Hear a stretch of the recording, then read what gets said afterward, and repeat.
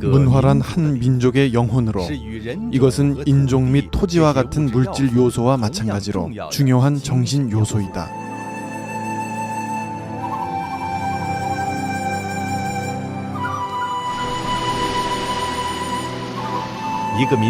한 민족의 문명사는 바로 그 민족의 문화 발전사이며 민족 문화의 철저한 훼손은 곧 한 민족의 멸망을 뜻하는 것이다. 인류 역사상 휘황한 문명을 창조했던 그런 오랜 민족들은 인종은 여전히 남아 있을지라도 전통 문화의 소실과 함께 민족은 완전히 소멸되었다.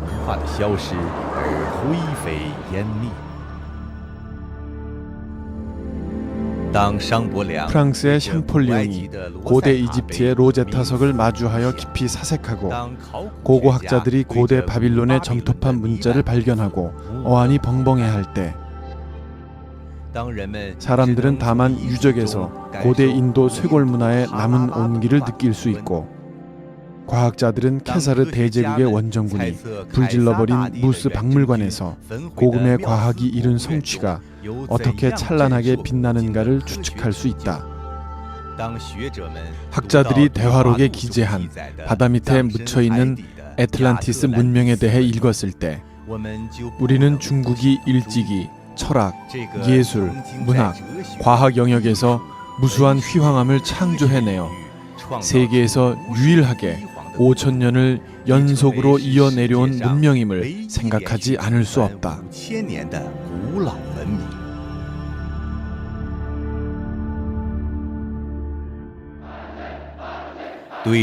중국 문화에 대한 파괴는 비극일 뿐만 아니라 거대한 죄악이다.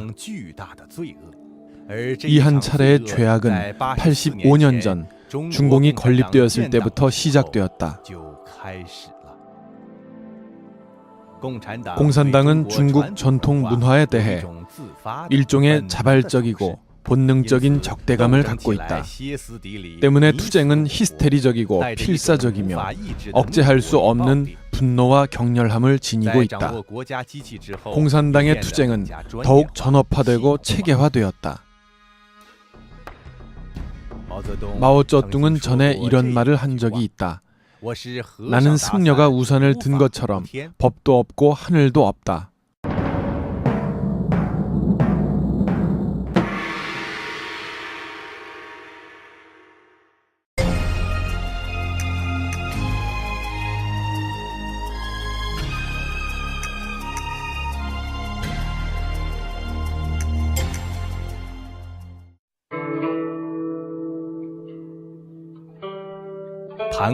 반고의 천지개벽, 여와의 사람 만들기, 신농이 100가지 풀을 맛보고 창힐이 글자를 만든 것은 신이 전한 문화의 시작이었다.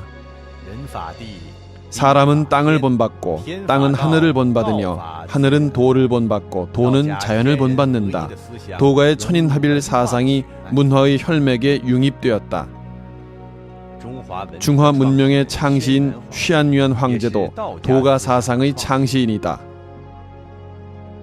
대학의 도는 밝은 덕을 분명히 하는 데 있다 라고 하면서 공자는 2000년 전에 서당을 만들어 제자들을 가르쳤다. 그리하여 인의 예지신을 대표로 하는 유교 사상이 사회에 전해지기 시작했다.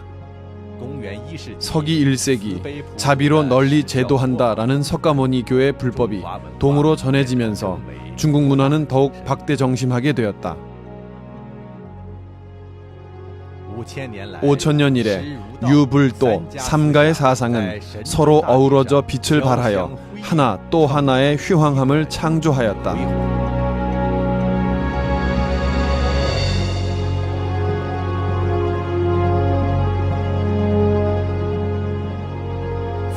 불교, 도교는 중국인의 우주, 생명, 인체의 거시적 인식에 대한 기점을 닦았는 바 전통 문화 중에서 세간을 벗어난 부분이다. 불도의 일반 민중 생활에 대한 영향은 없는 곳이 없다고 해도 과언이 아니다. 한의, 기공, 풍수, 점치기 및 불가의 천국과 지옥, 선악에는 보응이 있다는 등 부녀자 어린이까지도 다 아는 이 개념은 불가 사상에서 왔다. 유가 사상은 도가 사상의 영향을 깊이 받았다. 공자는 도의 뜻을 두고 덕에 근거하며 인에 의지하고 예에서 거닌다. 아침에 도를 들으면 저녁에 죽어도 좋다라고 말했다. 비록 도의 뜻을 두었지만 유가 사상은 전통 문화 중 세속에 속하는 입세 부분이다. 유가 사상은 가족 윤리를 중시하는데 그 중에서도 효는 아주 중요한 자리를 차지하여 100가지 선 중에 효가 으뜸이라고 주장한다. 공자는 인의 예지신을 제창했지만 또한 효도하고 공경하는 그것이 바로 인의 근본이 아니겠는가라고 말한 적이 있다. 가족 윤리는 자연스럽게 사회 윤리로 확대될 수 있는데 효를 위로 연장시키면 군주에 대한 신하의 충이 될 수 있다. 그러므로 사람을 대함에 있어 공경하고 화목하게 하는 자가 윗사람을 배신하는 일은 극히 드물다. 공경할 재는 본래 형제 간의 관계를 말하는 것으로 횡적으로 뻗어나가면 친구 간의 의가 될 수 있다. 유가는 가족 중에서 부모는 자애롭고 자식은 효도하며 형은 동생에게 우애가 있고 아우는 형을 공경할 것을 제창한다. 그중 자애를 아래로 연장하면 신하에 대한 군주의 인이 될 수 있다. 오로지 가족 중에서 전통이 유지된다면 사회 윤리 역시 자연히 유지될 것이며 몸을 닦고 집안을 다스리고 나라를 다스리고 천하를 평정할 수 있다. 유불도 세 가지 신앙은 중국인에게 한 세트의 아주 안정된 도덕 체계를 수립해 주었으니 이른바 하늘이 변치 않는 한 도 역시 변하지 않는다는 것이다. 이 한 세트의 도덕 체계는 사회가 존재하고 안정 및 조화를 이룰 수 있는 기초가 되었다. 중국의 4대 명작을 예로 든다면 서유기는 그 자체가 바로 신화이고 홍루몽 첫 편에 등장하는 대황산 무계절벽의 공공대사 묘묘지인과 통영보호과의 대화와 신화는 홍루몽을 관통시키는 실마리가 되었다. 또 수호전 첫 편에 나오는 홍태위가 요괴에게 잘못 걸려들었다는 단락은 양산박 108명의 장수의 내력에 대한 신화이고 삼국지 연의는 자연 재해에 대한 이야기로부터 시작해서 분분한 세상사 끝이 없어도 천수는 망망하여 벗어나지 못하네 라는 천명관으로 끝맺는다. 이것은 절대로 소설가들의 창작 과정에서 나타난 우연한 일치가 아니며 자연계 및 인생에 대한 중국 지식인들의 기본적인 견해였다. 이들의 문화 작품은 후세 사람들에게 대단히 깊은 영향을 남겨주었다. 그러므로 중국인들이 의를 언급할 때 흔히 단순한 하나의 개념에만 그치는 것이 아닌 관우라는 의박 운천의 인물이 토산에 갇혀 3가지 일을 약속하고 100마의 포위와 5 관문을 지나고 6 장수의 목을 베며 화용도에서 최후의 맥성으로 패배하기까지 의리와 절개를 지키고 부자가 모두 신으로 되었다는 등의 옛 이야기를 떠올리게 된다. 그리고 충에 대한 이야기를 하게 되면 자연히 악비의 정충 보국을 연상하거나 혹은 제갈공명의 나라를 위하여 전력을 다 바쳐 죽을 때까지 그치지 않음을 연상하게 한다. 충의에 대한 전통적 가치관의 찬미는 이렇듯 지식인들의 창작에 의해 다채롭고 생생하기 그지없는 이야기로 독자들 앞에 펼쳐졌다. 도가는 진을 주장하고 불가는 선을 주장하며 유가는 충서와 인의 그리고 겉으로 형상은 달라도 안으로 성리의 동일함을 실증하나니 사람들과 더불어 선으로 돌아가고자 함을 주장한다. 이것이야말로 유불도 신앙을 근본으로 하는 전통 문화의 가장 가치 있는 곳이다. 아마 많은 사람이 일생토록 일잠 무식일 수도 있지만 전통 연극과 평서에 대해서는 익숙할 것이다. 그러므로 이러한 문화 형식은 모두 민간 백성들이 전통적 가치관을 얻는 데 있어 중요한 경로가 된다. 중국 역사상 전통 문화가 전성기에 이르렀던 당조는 바로 중국의 국력이 전성기를 이룬 시기였으며 과학도 이로 말미암아 세계적으로 가장 두각을 나타내게 되었다.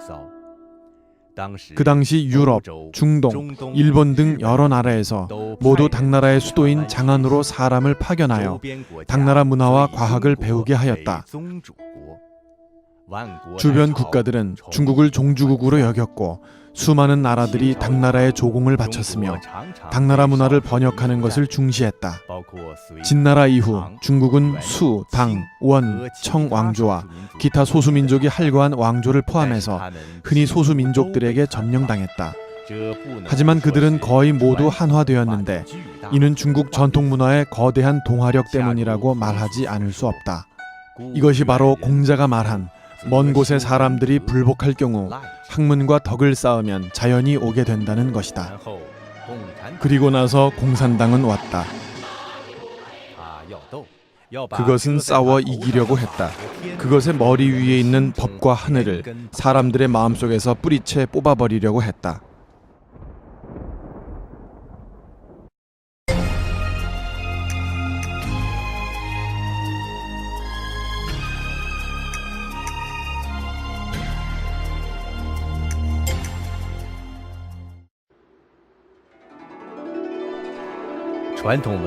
전통 문화는 천명을 경외하는 것이다.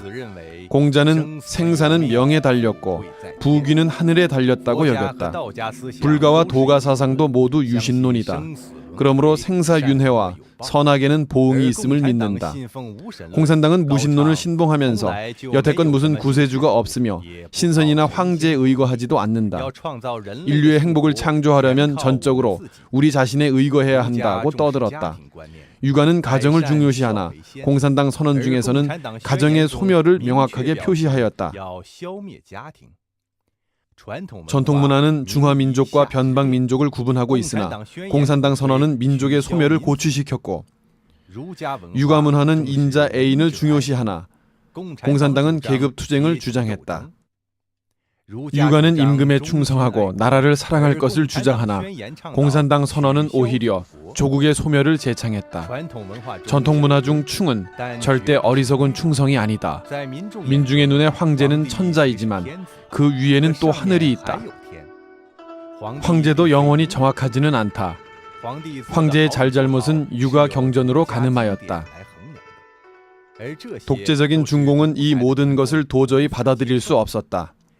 왜냐하면 공산당이 원하는 것은 핵심 인물을 신격화시키는 것이었기에 그 위에 천도, 신 등이 있다는 이런 전통 문화의 뿌리 깊은 개념에 구속당하는 것을 바라지 않았기 때문이다. 공산당은 만약 전통 문화의 표준으로 중국 공산당의 일체를 가늠한다면 모두 하늘의 뜻을 어기고 도를 배신한 큰 죄악임을 알고 있었다. 만약 전통 문화가 여전히 존재한다면 인민들이 공산당을 위대하고 영광스럽고 정확한 것이라고 칭송하지 않을 것임을 알고 있었다. 지식인들은 끝까지 간언하고 목숨을 바쳐 의로움을 택할 것이며 정권보다는 백성이 귀하다는 가치관을 유지하고 공산당의 어영문인이 되지 않을 것임을 알고 있었다. 즉 전 인민의 사상 통일이 불가능함을 알고 있었다. 전통 문화 중 천지 자연에 대한 경외는 천지를 개조하고 천지와 투쟁한다는 중국 공산당의 구호의 걸림돌이고 전통 문화 중 인명은 하늘에 달려있다는 생명 존중은 중국 공산당의 집단 학살식 공포 통치의 걸림돌이며 전통 문화 중 천도야말로 도덕과 선악을 가늠하는 최종적 표준이라는 것은 중국 공산당의 도덕에 대한 해석권을 빼앗은 것과 같았다. 공산당 선언은 결코 중국 전통 문화와 대립하기 위해 쓴 것은 아니지만 그의 모든 신조는 중국 전통 문화와 완전히 대립되고 있다. 그러므로 이런 대립은 일종의 선천적인 본질상의 대립이다. 공산당의 투쟁 본능에 따르면 전통 문화를 제거하는 것은 필연적인 일로 되었다.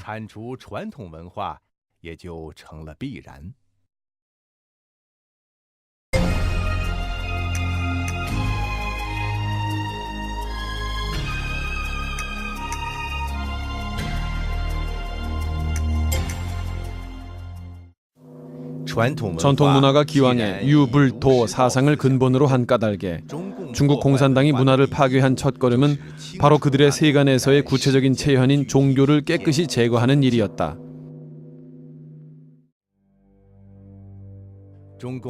중국 공산당은 정권을 잡자마자 사찰을 불태우고 승려나 비구니를 환속하도록 강요했는가 하면 기타 종교 장소에 대해서도 가차없이 파괴하였다. 60년대에 이르러 중국의 종교 장소는 이미 몇 곳에 불과했다. 문화혁명 시기 이른바 네 가지의 낡은 것 타파는 더더군다나 종교와 문화에 대한 한 차례 대검난이었다.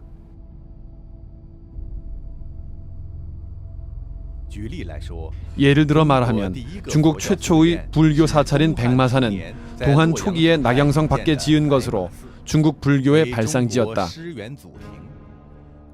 그러나 네 가지 낡은 것 타파 시기에 당연히 재앙을 피할 수 없었다. 사찰 옆에 백마사 생산대대가 있었는데 당지부 서기가 농민들을 거느리고 백마사에 가서 혁명을 하였다. 결국 어디나 할 것 없이 부수는 바람에 1000여 년 전 요나라 때 만든 18라한 조각이 훼손되었고 2000여 년 전 인도 고승이 갖고 온 폐엽경이 불타버렸다. 그리고 세상에서 희귀한 보물인 옥마가 산산조각났다.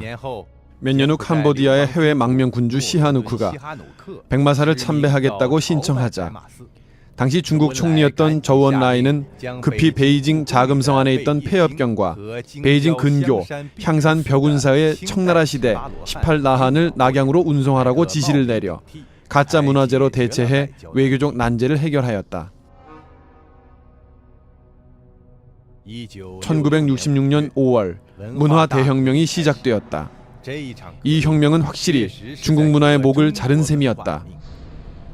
그해 8월부터 시작해서 네 가지 낡은 것을 타파하는 뜨거운 불길이 중국 대지를 휩쓸었다. 사찰, 도관, 불상과 명승 고적, 서예와 그림, 골동품은 봉건주의, 부르주아 자본주의, 수종주의로 간주되어 즉시 홍위병들의 주요 파괴 대상이 되었다. 불상을 예로 든다면 베이징 이화원 만수산 꼭대기에 유리로 만든 1000개의 불상이 있었는데 네 가지 낡은 것을 타파함을 거치면서 단 하나도 제대로 남기지 못했다. 수도가 이러하거니와 전국 각지 역시 다 이러했다. 산시성 저우주현 경내에는 2500년 전에 노자가 도덕경을 강의하면서 후대에 남겨준 누관대가 있었다. 노자가 당시 경을 강의한 설경대를 중심으로 사방 10리 내 50여 곳에 고적이 널려 있었다.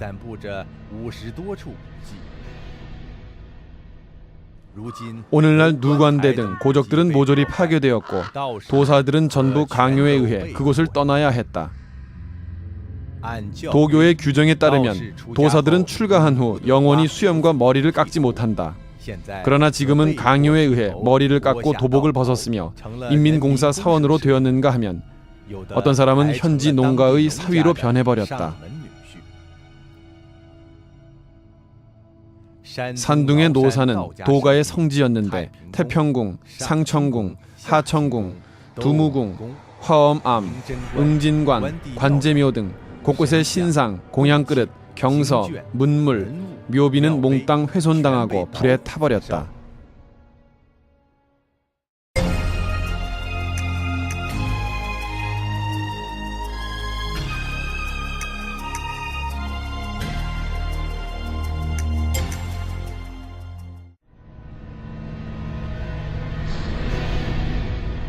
네 가지 낡은 것의 파괴 중에서 지식인들이 소중히 간직했던 수많은 희귀본과 서화들이 모두 불에 타 없어지거나 혹은 종이의 원료가 되었다. 장보준의 집은 장서가 1만 권을 넘었으나 홍위병 우두머리가 이것으로 불을 지펴 난방을 하고 남은 것은 종이공장에 보내 펄프로 만들었다.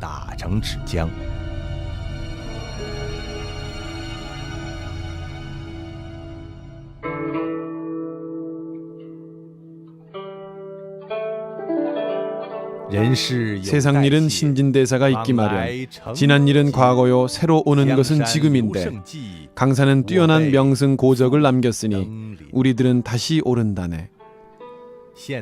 현대 중국인들이 만약 역사에 대하여 조금이라도 기억이 있다면 맹호연의 시 여럿이 더불어 현산에 오르다를 읊으면 아마도 유달리 가슴에 와 닿는 것이 있을 것이다. 문물은 문화에 대한 증명이자 기록이다. 수천 년 동안 전승되어 내려온 것으로 일단 훼손되면 복원할 수 없는 것이다. 장보준 같은 이러한 사례는 전국적으로 헤아릴 수 없이 많다. 능히 이 재난을 도피할 수 있는 문물 고적과 골동품은 실로 너무나도 적었다.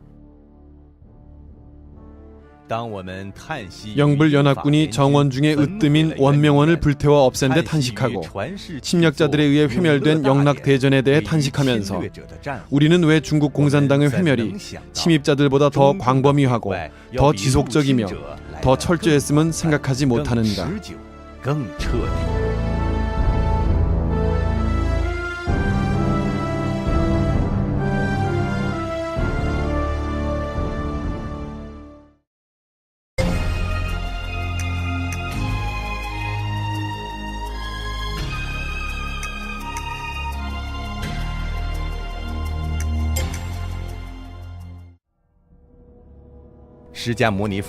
석가모니 부처는 대반 열반경에서 그가 열반한 후 마왕이 승려, 비구니, 남녀 거사로 환생하여 불법을 파괴하고 교란할 것임을 예언하였다. 우리는 물론 석가모니 부처가 구체적으로 무엇을 가리킨 것인지 검증할 방법이 없지만 불교에 대한 중국 공산당의 파괴는 확실히 통일전선에서 시작되었으며 일부 출가인들이 시작한 것이었다. 심지어 지하당원을 직접 종교 내부에 침투시켜 파괴했다. 문화대혁명 때 한 차례 비판 대회에서 중국 불교협회 부회장을 맡은 자오푸주에게 이렇게 질문한 사람이 있었다. 당신은 공산당원인데 어찌하여 불교를 믿는가? 석가모니 부처는 계정회를 통하여 무상정등 정각을 수련해냈으며 열반전에 자신의 제자들에게 간곡히 가르치기를 계율을 지켜야 한다, 절대 범하지 말아야 한다라고 하였다. 계율시는 불교의 가장 중요한 부분이라고 할 수 있다. 불경 중에는 또 계율을 어겼을 때의 각종 응보를 기재하였다. 그러나 이런 불타의 경고는 정치 승려들에겐 귓가를 스치는 바람소리에 불과했다. 1952년 중국 대륙에서 중국 불교협회가 설립될 때 중국 공산당은 사람을 파견해 출석하였고 회의에서 수많은 교도들은 불교의 청규계율을 마땅히 폐지해야 한다고 제기하였다. 아울러 이런 전장은 수많은 청춘 남녀를 해칠 수 있다고 하였다.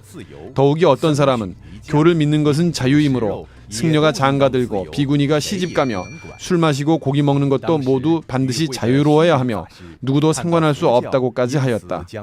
당시 회의에 참석했던 허운 법사는 불교가 곧 소멸될 위험에 처한 것을 보고는 일어나서 항변했으며 계율과 불교 복장을 보존할 것을 요구하였다.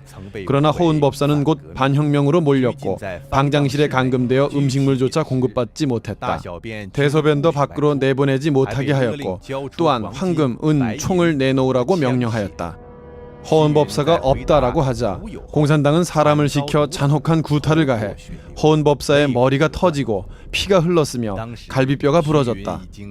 당시 허운은 이미 112세였다. 군경은 그를 평상에서 끌어내려 바닥에 넘어뜨렸다. 이튿날 다시 왔을 때 허운이 아직 죽지 않은 것을 보고 또다시 악독하게 구타하였다.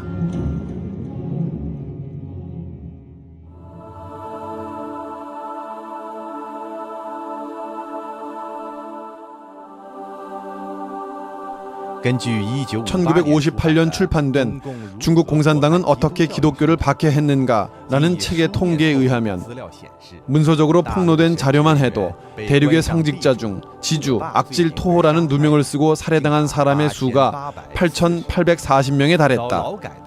그리고 노동개조를 당한 사람이 39,200명이었고 한편 반혁명이란 누명을 쓰고 살해당한 사람이 2,450명에 달했으며 이 죄명으로 노동개조 당한 사람도 24,800명에 달했다.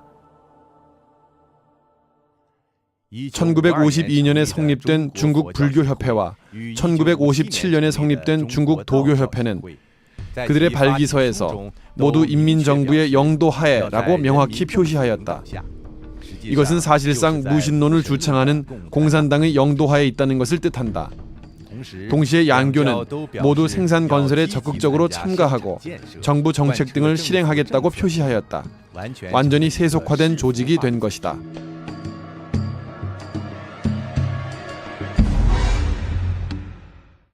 종교는 세속을 벗어나 수행하는 법문으로서 피안과 천국을 중히 여김은 의심할 바가 없다.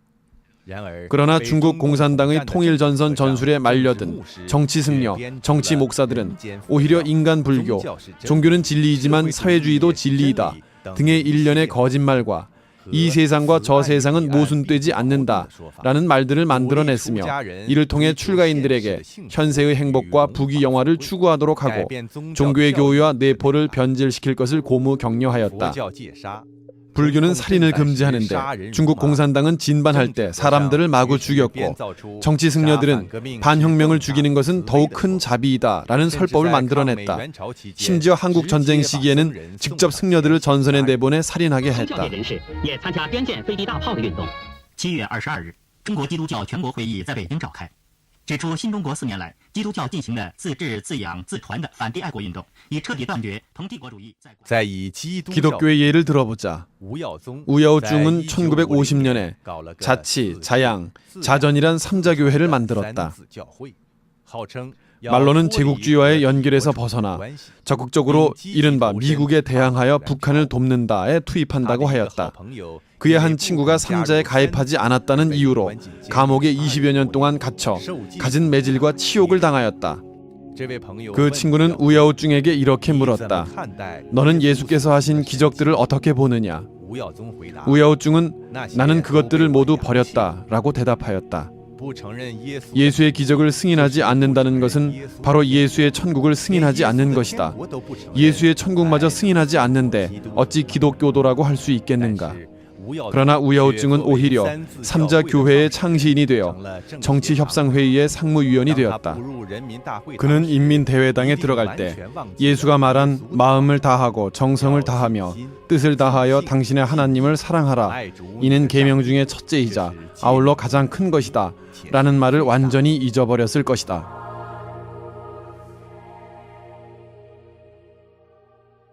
중국 공산당은 절의 재산을 몰수하고 승려와 비구니더러 마르크스주의를 배우도록 강요하고 강제 세뇌를 강화하였으며 승려 비구니를 노동에 참가하도록 강요하였다. 예를 들어 저장성 넝보에는 불교 공장이 하나 있으며 그곳에서는 2만 5천 명에 달하는 과거 승려 비구니들의 노동력을 짜내고 있다. 더욱 황당한 것은 중국 공산당은 승려와 비구니를 결혼하도록 장려하여 불교 신앙을 와해하였다는 것이다. 예를 들어 1951년 38절에 후난성 창사 부녀 연합회는 전 성의 비구니들에게 반드시 며칠 내로 결혼하라고 명령하였다. 그 외 젊고 힘센 남자 승려들은 전쟁에 참가할 것을 강요하였고 전쟁터에 보내 총알바지로 만들었다. 중국의 각종 종교단체는 공산당의 폭력적인 탄압하에 와해되었다. 불교계, 도교계의 진정한 엘리트들은 탄압받았고 남은 사람들 중 아주 많은 사람들이 환속하였다. 그리고 많은 사람들은 비밀 공산당원으로서 전문적으로 가사, 도포, 목사의 옷을 입고 불경, 도장, 성경을 왜곡하며 이런 경전들 속에서 중국 공산당의 운동을 위한 근거를 찾고 있다.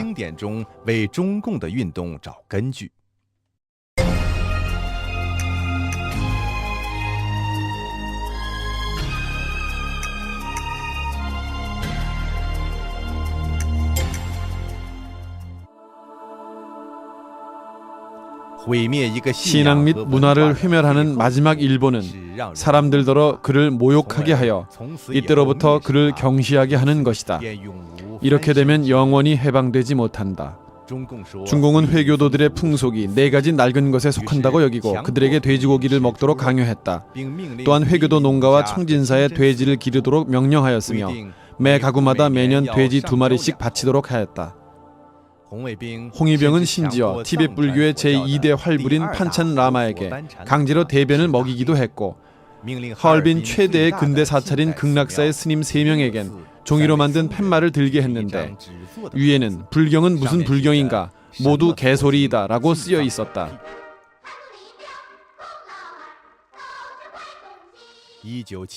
1971년 전국에서는 공자를 미친 듯이 비평하는 운동이 일어났다. 랑샤오는 홍기 잡지에서 공구 그 사람이란 글을 발표하여 공자를 역사를 뒷걸음치게 한 복귀광이자 허위적이고 교활한 정치 사기꾼이라고 묘사했으며 공자를 추하게 만든 만화와 노래가 잇따라 발표되었다. 종교와 문화의 장엄함과 신성함은 이런 식으로 깡그리 파괴되었다.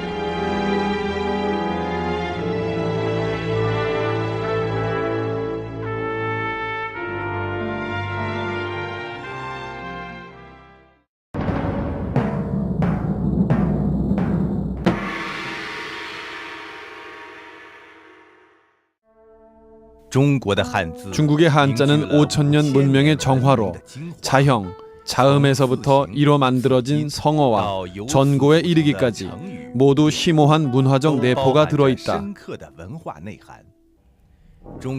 중공은 한자를 간체로 만들고 이외의 병음화 정책을 채택하여 살아있는 언어 문자에서 문화 중의 일체 전통을 없애려 하였다. 나중에 도저히 현실적으로 실시할 수 없게 되어서야 그만두었다. 그러나 전통 문화를 이어받은 지식인들에게는 이런 행운이 따르지 않았다.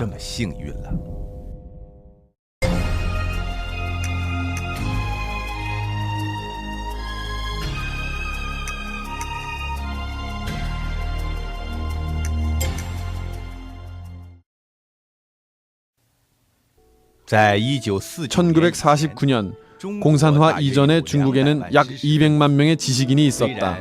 비록 그들 중 일부는 서양에 유학을 갔다 온 사람도 있었지만 여전히 유가 사상을 이어받은 사람들이었다.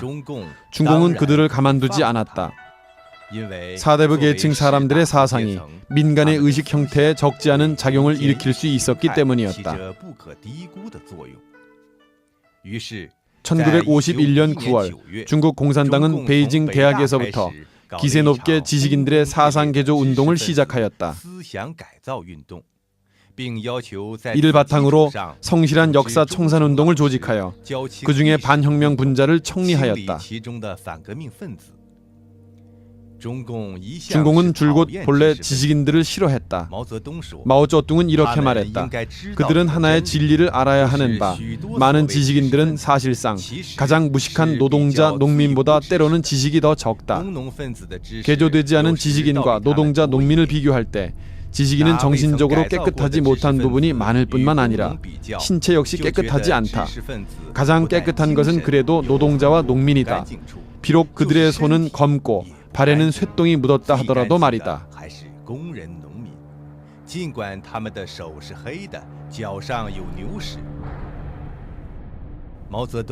지식인들에 대한 마오쩌둥의 박해는 여러 가지 형식의 대비판부터 시작하였다. 1951년에 행걸 판악의 우윜을 비판하던 대로부터 1955년 마오쩌둥이 직접 후펑을 반혁명으로 몰아세울 때까지만 해도 공산당은 아직까지는 지식인들을 특별한 부류로 분류하진 않았다. 하지만 1957년 통일전선 전술을 통해 전통 종교들을 아주 고분고분하게 만들었을 때 중국 공산당은 드디어 지식인들에게 손을 뻗쳤다. 이것이 바로 그 유명한 반우파 투쟁이다.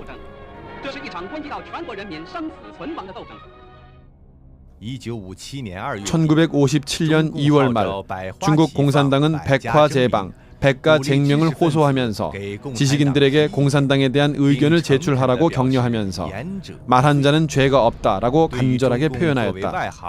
일찍이 중국 공산당의 진반, 숙반과 당이 일체를 지도하고 문외한으로서 전혀 모르는 과학, 철학, 문화예술 분야에서 함부로 이래라 저래라 하는 것에 불만이 많았던 지식인들은 중공이 이제야 정신을 차리는구나 싶어서 내심의 말을 꺼내놓기 시작하였고 하는 말도 갈수록 격렬해졌다.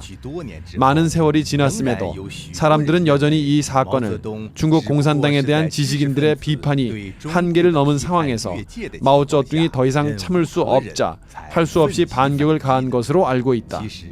그러나 사실은 그렇지 않다. 1957년 5월 15일 마오쩌둥은 상황이 변하고 있다라는 글을 써서 당내 고위 간부들에게 전달하였다. 그래서 최근 한 시기 우파는 가장 견결하고 발광적으로 표현하고 있다. 그들은 중국 땅에서 7급 이상의 태풍을 일으켜 공산당을 없애려 하고 있다고 썼다. 이어서 그런 대명대방에 별로 관심을 갖지 않았던 각급 당 관리들은 갑자기 지극히 열성적이며 성실해지기 시작했다. 장버진의 딸은 자신의 회고록 지난 일은 연기처럼 사라지지 않는다에서 이렇게 썼다. 중국 공산당 통일선전부 부장 리웨이한이 직접 전화를 걸어 장보진에게 정풍좌담회에 참가할 것을 요청하고는 앞줄 큰 소파에 아버지를 앉게 했다. 아버지는 그것이 계략인 줄 모르고 많은 의견을 제출하였다. 이 과정에서 리웨이하는 매우 즐거운 표정이었다. 아버지는 그가 자신의 말을 찬양하는 줄로만 알았다. 사실 그는 사냥감이 올가미에 걸린 것을 보고 기뻐하고 있었음을 누가 알았으랴. 장보쥐는 그 후 중국 최대의 우파 분자로 몰렸다. 아래에서 1957년 당시 이른바 우파 분자들의 의견과 비판이 제기된 날짜들을 살펴보도록 하자. 장보준의 정치 설계원이 5월 21일, 룽윈의 소련의 황당무계한 논리를 반대한다가 5월 22일, 러룽지의 명예회복위원회가 5월 22일, 린시링이 베이징 대학에서 한 중공의 봉건사회주의를 규탄한다는 강연이 5월 30일, 우쭈광의 당은 서둘러 예술사업 지도를 중단하라가 5월 31일, 슈안빙의 당의 천하가 6월 1일이었다. 이 모두는 마오쩌둥이 칼을 갈아놓은 후 지식인들을 초청하여 발표한 언론이었다. 물론 이런 지식인들은 그 뒤에 우파로 몰렸고 이런 우파는 전국에 55만 명이나 되었다.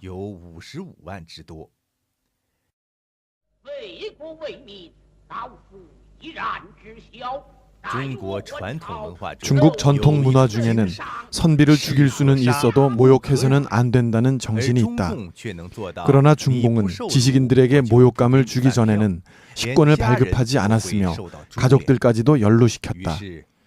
결국 많은 지식인들은 굴복했고 이 과정에서 일부 지식인들은 자신을 보호하기 위해 다른 사람을 적발해야 했으며 그렇게 해서 깊은 상심을 겪었다.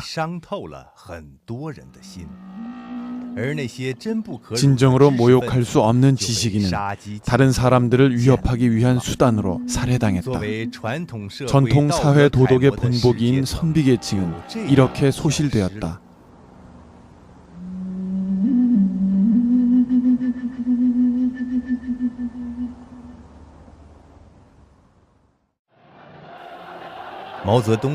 마오쩌둥은 이렇게 말한 적이 있다. 진시황이 다 무엇인가? 그는 460명의 유생을 묻었지만 우리는 4만 6천 명의 지식인을 묻었다. 우리가 진반운동을 하면서 반혁명 분자들을 죽이지 못하겠는가? 나는 민주 인사들에게 다음과 같이 말한 적이 있다.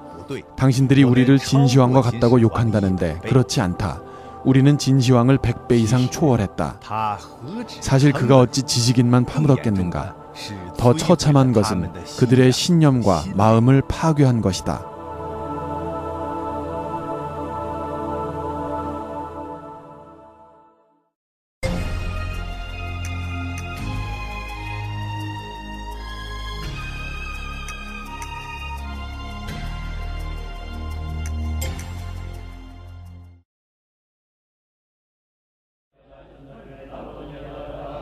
中共在所谓改革开放以后，重修了很多寺院、道观和教堂，在国内搞庙会，建立各种民俗民族文化村，在海外举办规模盛大的中国文化节、出土文物展览，各类地方戏曲、民间工艺美术以及中国绘画、书法、美食等等，也似乎得到了全面弘扬和发展，看上去风风火火、争奇斗艳。而事实上，这是中共对残存的传统文化的最后一次破坏和利用，也是党文化与时俱进的改头换面。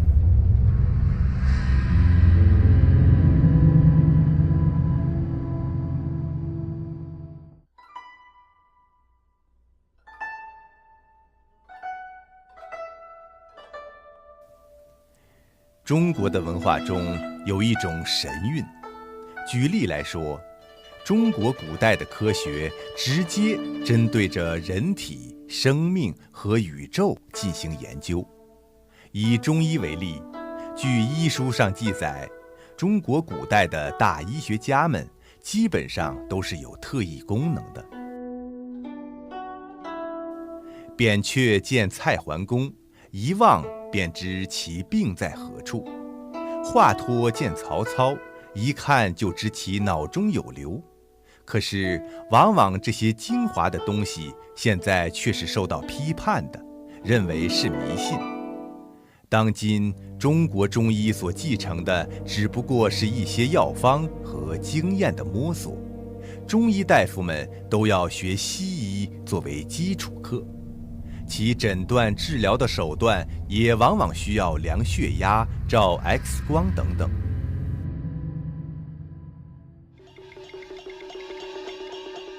文化之根本是其道德内涵，末节才是娱乐作用，而中共却把文化表面的娱乐功能大加渲染，来掩盖其破坏道德内涵的实质。因此，中共拿出的兵马俑、字画、古玩展览越多，其举办的文化节、艺术节、食品节越是丰富热闹，就越是具有欺骗性。它将人对传统文化的认识导向歧途。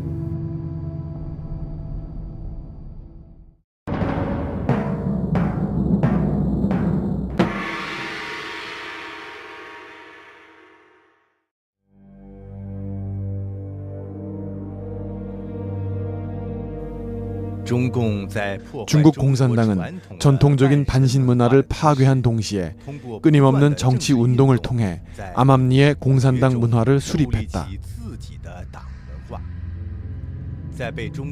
중국 공산당이 경전처럼 떠받드는 마오쩌둥의 예난 문예 좌담회에서의 강화에서는 문화와 군사를 문무 두 가지 전선으로 불렀는데 무기만 든 군대로는 모자라고 또한 문화적인 군대가 있어야 한다고 주장했다. 그리고 문예는 정치에 복종해야 한다고 규정했는데 노동자 계급의 문학 예술은 전반 혁명 기계 속에서 기어와 나사못에 해당한다고 말했다. 그리하여 공산당을 옹호하는 것을 최종 목표로 하고 무신론과 계급 투쟁을 핵심으로 하는 전통 문화와는 완전히 상반되는 한 세트의 당 문화가 파생되었다.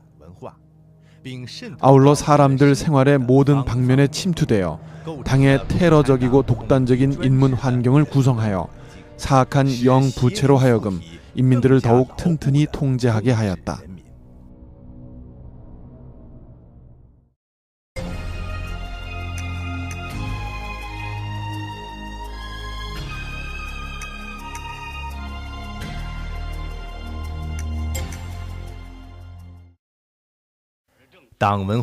공산당 문화의 중요한 작용은 바로 공산당의 독재 정치와 무신론 그리고 계급 투쟁의 가치관을 미화하여 표현하는 것이다.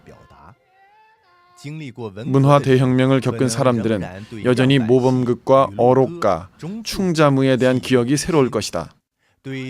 지도전, 지뢰전의 대사가 귀에 익을 것이다. 이런 당 문화의 영상 작품은 중국인들에게 미친 영향이 아주 크다. 착취를 말하게 되면 사람들은 저우바피를 생각하고 악질 토호를 말하게 되면 사람들은 자연적으로 후한산을 연상한다. 악독함을 말하면 바로 황수론의 어머니이다. 낡은 사회는 고난의 대명사가 되었으며 새로운 사회에서만이 명랑한 하늘이 있을 수 있다. 실제적으로 중공은 바로 쓰라린 과거를 회상하고 오늘의 행복을 생각하다라는 문예 형식을 통해 사람들이 모르는 사이에 세뇌를 진행한다. 당이 얼마나 영명하고 위대하며 적과의 투쟁에서 얼마나 고생을 겪었고 탁월했는지, 당의 전사는 당에 대하여 얼마나 일편단심이며 당을 위해 일체를 희생할 수 있는지, 적은 또 얼마나 아둔하고 악독한가 등등을 사람들의 머릿속에 강제로 주입했다.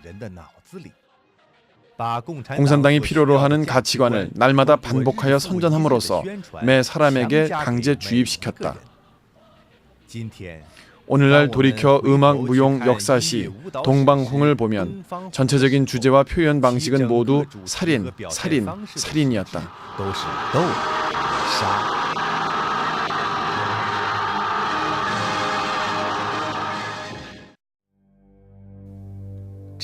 진리에서 몇 걸음만 벗어나도 곧바로 오류이다. 당 문화는 또한 전통 가치관을 남용했다. 예를 들어 전통 문화 중에서 믿음을 말하고 공산당도 믿음을 말하지만 공산당이 말하는 것은 당에 대하여 충실하고 고분고분한 것이다. 전통 문화 중에서 효도를 말하면 공산당도 부모를 모시지 않는 사람을 감옥에 잡아간다. 그러나 그 이유는 자식이 부모를 모시지 않음으로써 부모가 정부의 부담이 되기 때문이다. 아울러 공산당이 필요로 할 때는 자식들은 또 부모와 경계선을 그어야 한다. 전통 문화에서 충성을 말하지만 군주는 가볍고 백성이 귀하며 사직이 중요하다. 그러나 공산당이 말하는 충성은 어리석은 충성이고 공산당을 미신하고 맹종할 정도의 복종을 요구하는 등이다.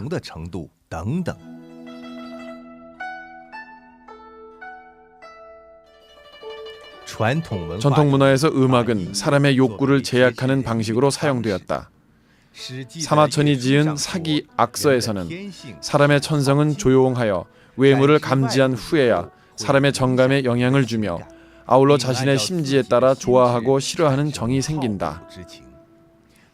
만약 제약하지 않는다면 사람은 무궁무진한 외부 유혹과 내심에 좋아하고 싫어하는 감정에 동화하여 수많은 나쁜 일을 할 수 있다. 이 때문에 선왕은 예약을 만들어 사람을 제약했다라고 하였다. 그러므로 가곡은 즐겁되 음란하지 않으며 슬프되 상심하지 않는다. 즉 감정을 끌어내는 동시에 감정에 대해 어느 정도 제약을 해야 한다는 말이다. 공자는 또 다음과 같이 말한 적이 있다. 시경에 나오는 300편의 시를 한마디로 말하면 생각에 삿됨이 없는 것이다. 그러나 이렇게 아름다운 음악도 공산당은 도리어 사람을 세뇌시키는 수단으로 만들어버렸다. 사회주의는 좋다, 공산당이 없으면 신중국은 없다 등의 가요는 유치원부터 시작하여 대학까지 부른다. 이런 노래들을 흥얼거리는 과정 속에서 사람들은 은연중에 자연스럽게 노래에서 표현한 뜻을 받아들이게 된다.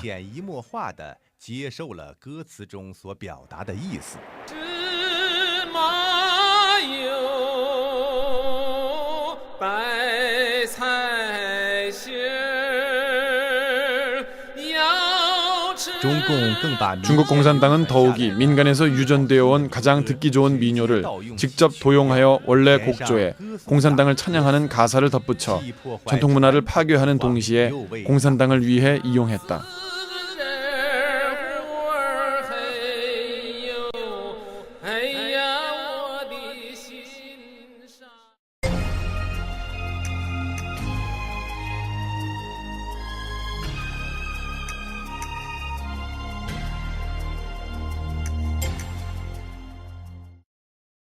중공이 자주 쓰는 단어는 사람들을 미혹시키는 경향이 아주 강하다.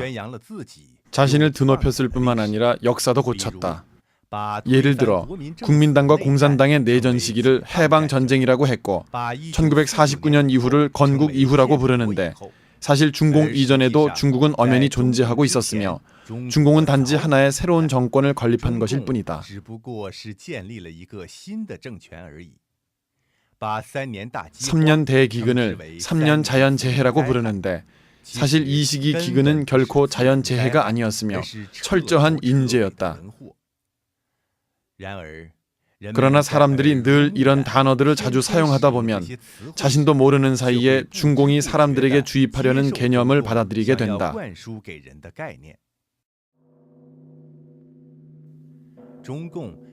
중공의 종교 단어에 대한 남용은 더욱 단어의 내포를 왜곡하는 것이다.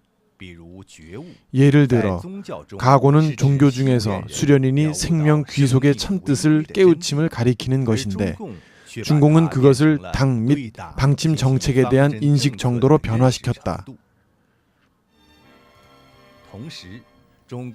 중공은 또 자신의 한 세트 언어 시스템을 마련했다. 당의 대회는 반드시 승리적으로 열리고 또 원만하게 끝난다. 외국 관원과 만날 때 반드시 친절하고 우호적인 분위기 속에서 진행하며 당에 대한 결의는 반드시 견결히 옹호하며 관철 집행한다. 욕하는 식의 대비판 언어, 소름이 끼치는 공적과 은덕을 노래하는 언어, 텅 빈 나으리식 팔고문 등등은 사람이 말하기만 하면 비자각적으로 계급 투쟁과 당을 노래하는 사유 방식 속으로 빠져들어가게 한다.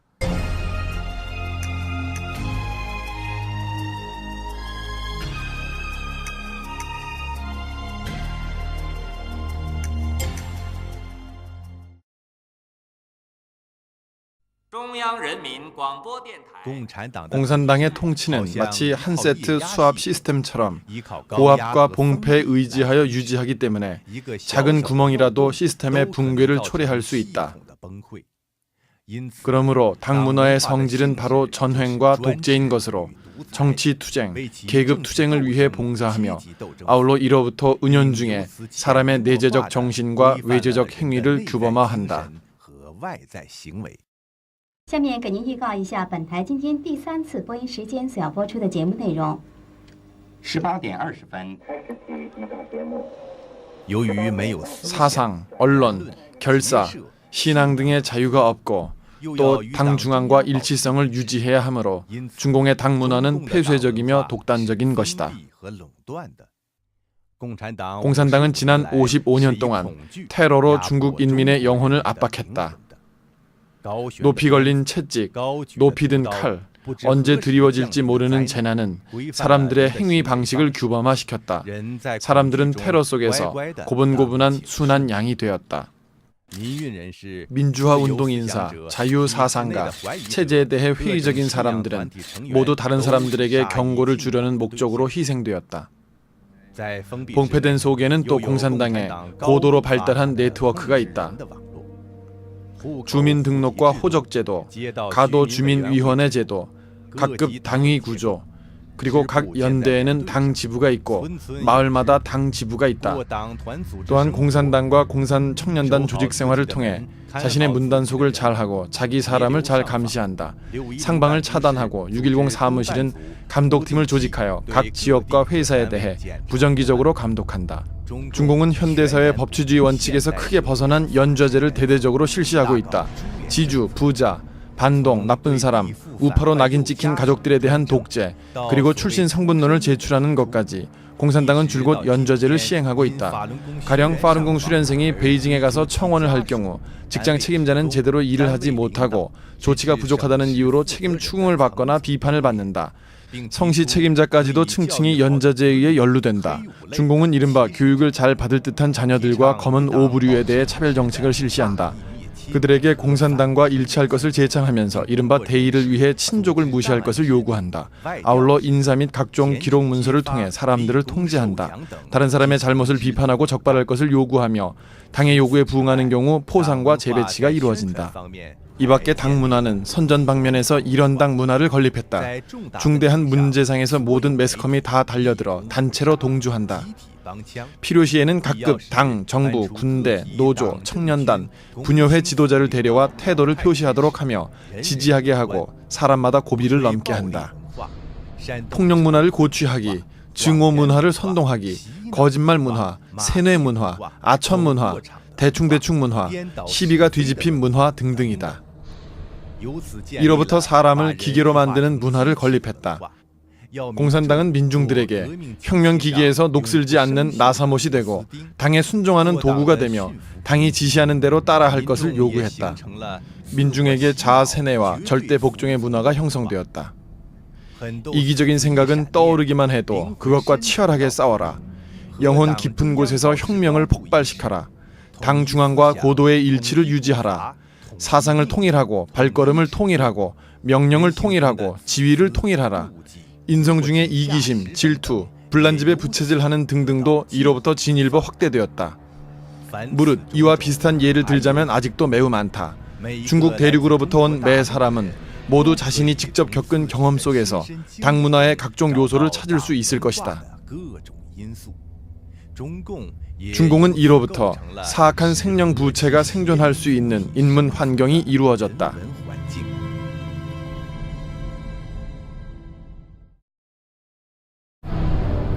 공산당 문화는 확실히 중국 공산당이 사회를 통제하는 데 큰 공을 세웠다.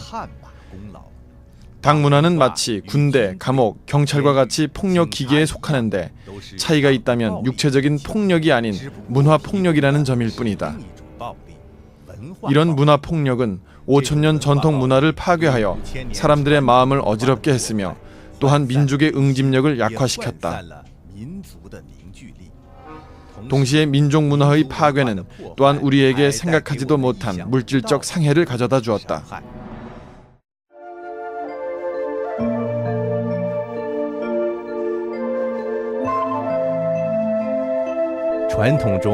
전통 문화는 천인이 합일하고 자연과 화목하게 공존하며 군자는 재물을 아끼지만 도에 맞게 얻는다. 공산당은 하늘과 싸우니 그 즐거움이 무궁하고 땅과 싸우니 그 즐거움이 무궁하다고 했다. 개인 이익을 위하고 돈벌이를 위해 미친 듯이 자연을 착취하고 오염시켰으며 생태 환경이 회멸될 만큼의 파괴를 당했다. 중국의 5만 킬로미터에 달하는 하천 중에서 4분의 3 이상의 어류가 살지 못한다.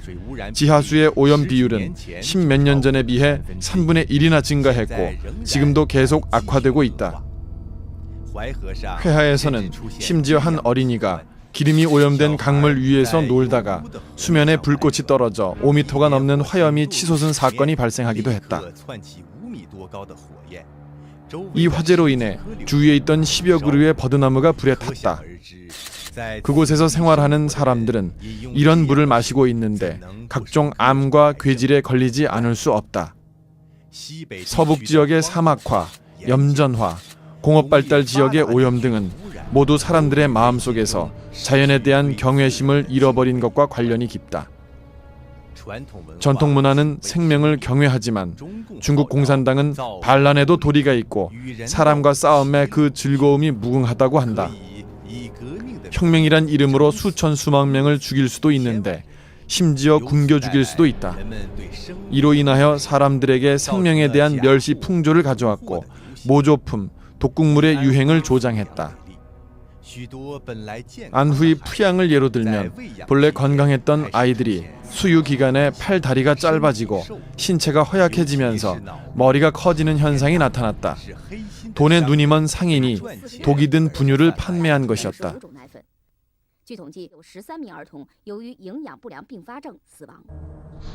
이외에도 어떤 사람들은 호르몬과 항생 물질을 개, 뱀, 거북이에게 먹이고 공업용 알코올로 가짜수를 빚으며 공업용 기름으로 쌀을 가공하고 공업용 표백제로 밀가루를 표백한다.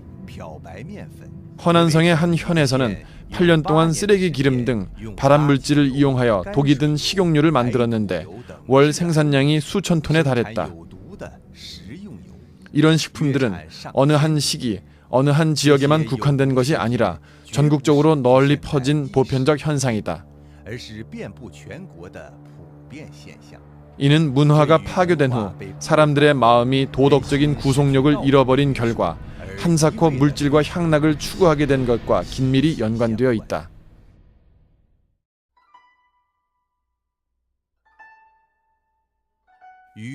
당 문화가 갖고 있는 절대적인 전횡, 배타성과는 달리 전통 문화는 거대한 포용력이 있다. 당나라가 흥성했던 시기에 불가사상, 기독교와 기타 서양 종교는 모두 도가 유가사상과 화목하게 공존할 수 있었다. 진정한 전통 문화는 현대 서양 문명에 대해서도 필연적으로 개방적이며 포용하는 자태를 유지한다. 아시아의 4마리 용은 신유가 문화권을 형성했는데 그들의 비승은 이미 전통 문화가 과학과 발전에 장애가 아님을 증명한 것이다.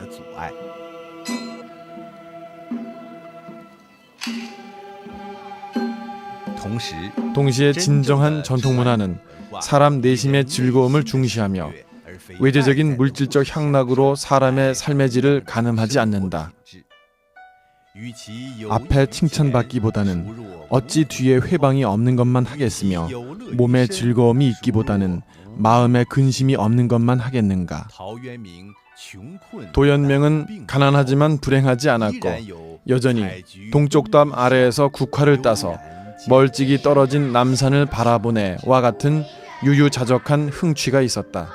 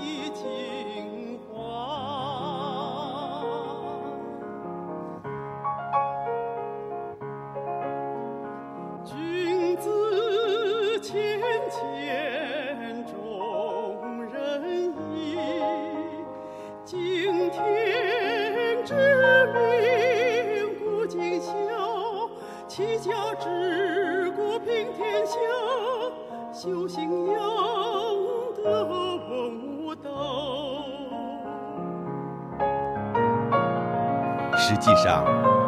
사실상 어떻게 생산을 발전시키며 어떠한 사회 제도를 선택할 것인가는 문화가 대답할 문제는 아니다. 그것은 단지 도덕 영역에서의 중요한 인도작용과 내심에서 우러나는 단속작용을 일으킬 뿐이다. 진정한 전통 문화의 회귀는 마땅히 사람이 천지, 자연에 대한 겸손을 회복하는 것이어야 한다. 그리하여 생명을 소중히 여기고 신을 경외하며 사람이 천지와 더불어 화목하게 공존하며 천수를 누릴 수 있어야 한다.